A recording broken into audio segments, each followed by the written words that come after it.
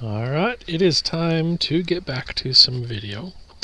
I had a little bit of a delay because my father came out and spent a week with us. He wanted to come out and see the progress that we've made in the last couple of years, as well as help contribute and work on some of the projects with me. So we'll start by showing the accommodations, because we are not fully established yet. We don't have a house yet. Accommodations are a little bit limited, but we tried to make sure we could do what we could. When he was visiting here to help us move, he stayed for a few days and spent the nights on our slide-out couch. This tent that fits in the truck bed of an 8-foot pickup truck is actually pretty comfortable. We put a cot in it with a little air mattress, and then we actually had 2 sleeping bags, 2 camp blankets, and several other miscellaneous blankets to both use as padding and blanketing. And then we had a little table we could set up in there, and that was fairly roomy. I mean, that was much more roomy than the slide out was. The problem with the slide out is that it no longer exists because they're built crazy stupid and not actually intended to be weatherproof or insulated or protected from condensation. And if you don't know those things, after a couple years of living in a camper, it tends to get rotted and moldy and mildewy, and all the wood becomes no longer structurally sound, so it sags, and then it actually lets rain and bugs and things in. And so we ended up actually just tearing ours out because it wasn't worth trying to rebuild it just to have it happen again in a couple years.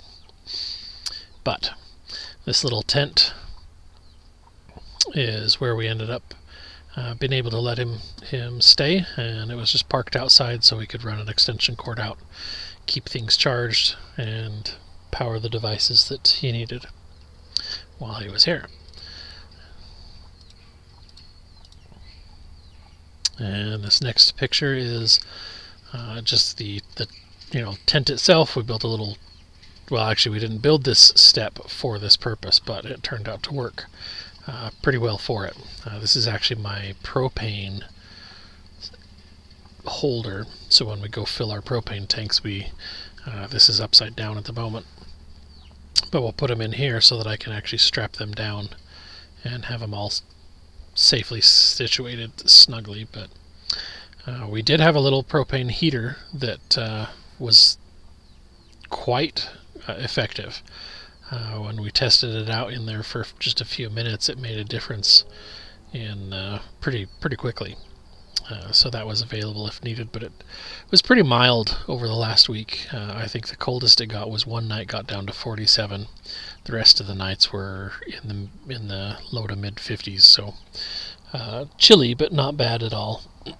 And he didn't end up using that heater while he was here, which was good. Alright, so this next picture is the beginning of my log collection. The smaller logs that are painted on the right side of this stack are actually some noble firs that we were given for helping clean them up and remove the stumps. The squared cants are from using an Alaskan mill to mill some cottonwood that a friend gave us, and the large cottonwood there is one of the cottonwood logs. The boards, or the logs down on the ground as spacers, are some of the ash trees from our property that we took down, and you just used them as I described, as spacers, just to keep all the other stuff off the ground. Alright, so this next picture is of the actual load that we purchased. We don't have any Doug Fir on our property, so we have to buy that, which isn't actually very expensive compared to the cost of lumber itself. This is actually huge savings. This whole load of logs was $800. Some of these logs are, in fact, the shortest of these logs is 16 feet. The longest of them is 22 feet. And the two largest logs in the bottom left and right corners of that dump trailer are both so large and heavy that those exceed the capacity of my little Kubota 3560. So those are some pretty heavy logs. I look forward to milling them. But being only $800 for this whole load, I did some just quick rough math to kind of guess how much was here, and I was figuring on building 4x6 posts and beams out of them, and the number of posts and beams, and then just quickly roughly calculating the number of 2x4s, 2x6s, things like that. And then if I went to Lowe's or Home Depot, which are the two closest decent lumber yards that I've got around me, even though their closest Home Depot is 32 miles away, and the closest Lowe's I think is close to 60 miles away. But pricing based off what they were selling at the time when I got this back in May of 2023, the lumber that I will get from this load would have cost me about $3,400. So it's worth a couple tanks of gas to turn that $800 set of logs into a load of lumber. Definitely eager to get that going. Alright, so this next picture is after he dumped that load, and Emily was playing with Charlie. Didn't realize I was taking a picture, but that's okay. So as you can see, this one in front of Emily is a massive log. I had measured it at the time, and I don't recall now. I want to say it was just shy of 30 inches at the butt. So it's going to push the capability of the mill. And being that that's the longest of the logs, and that one, like I said, is 22 feet long.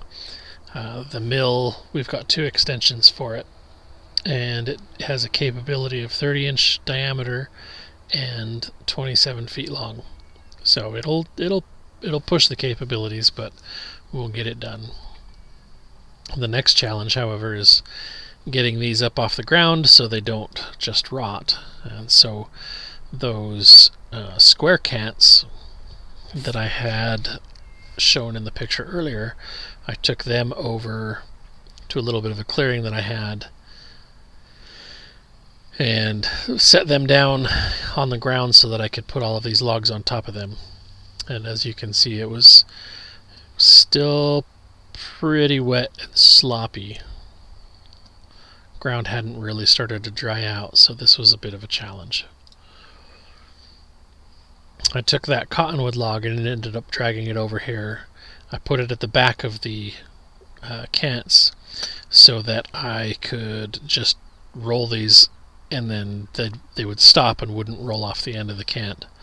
And then I ended up moving that cottonwood log once everything was in place. But there's the first one.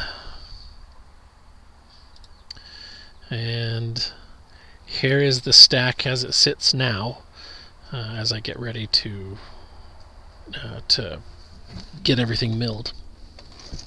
That was one of the things that we focused on while I had the extra hands, and Dad's help was pretty invaluable. Being able to go out and do some of that work while I was on the clock, and just having the extra set of hands as we got everything set and leveled and things.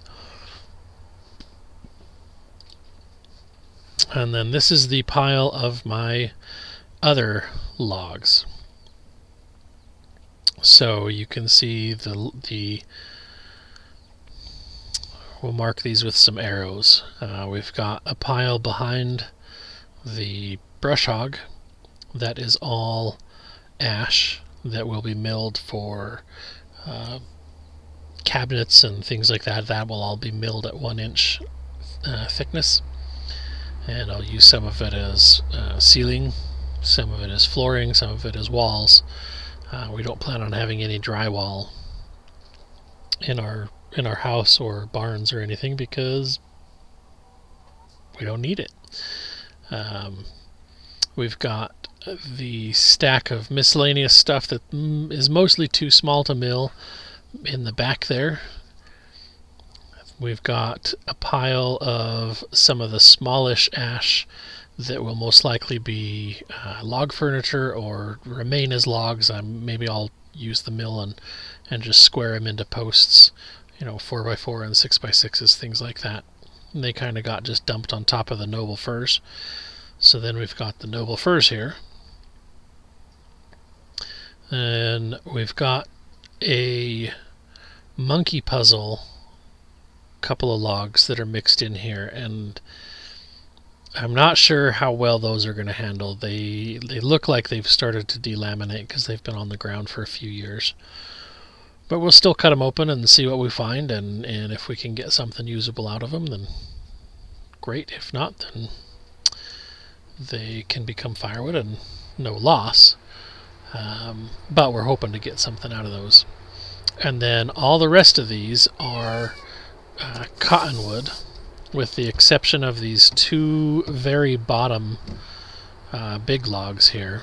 One of these is 26 feet long, and the other one is about 12 feet long and 35 inches in diameter.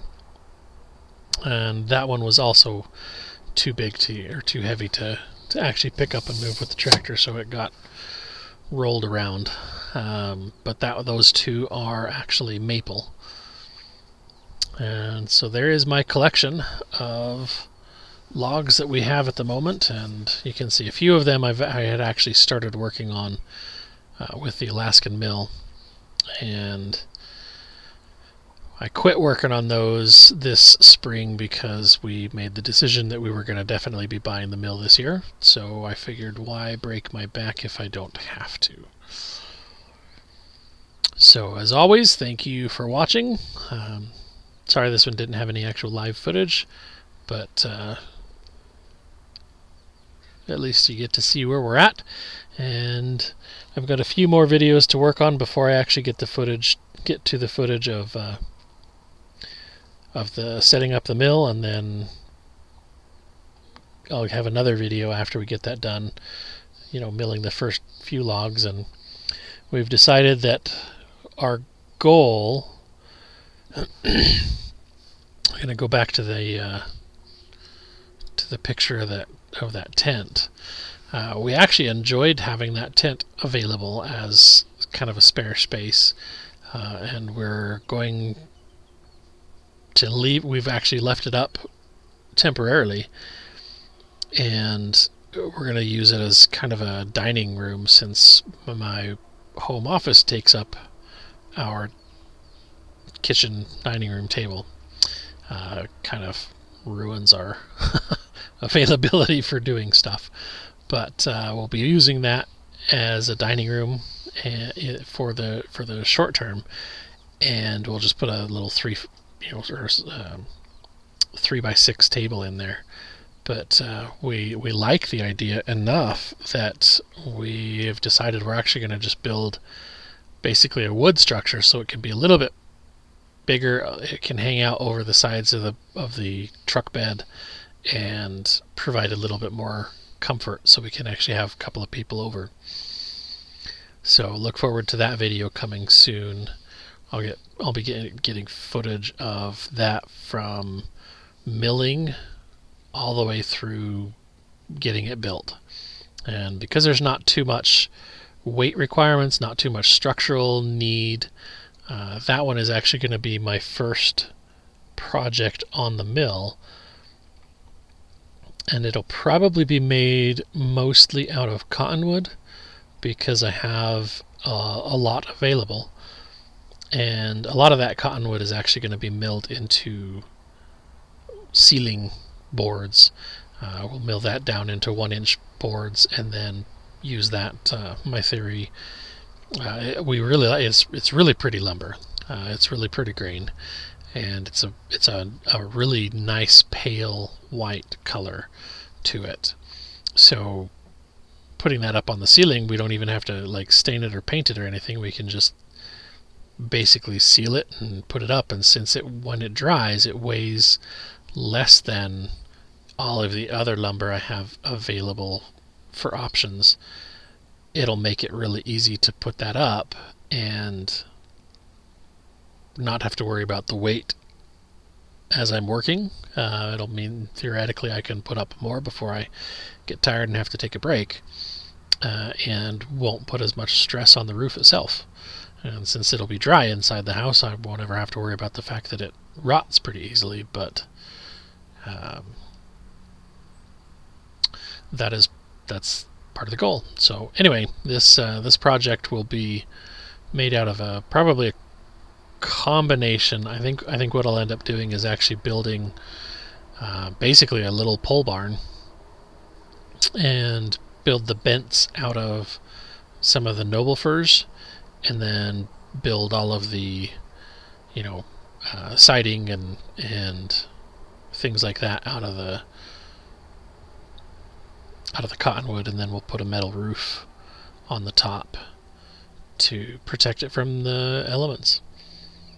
So that's still in the design stages, but that's where we're going with that, I think. So thank you for watching, and stay safe out there, and God bless you and yours.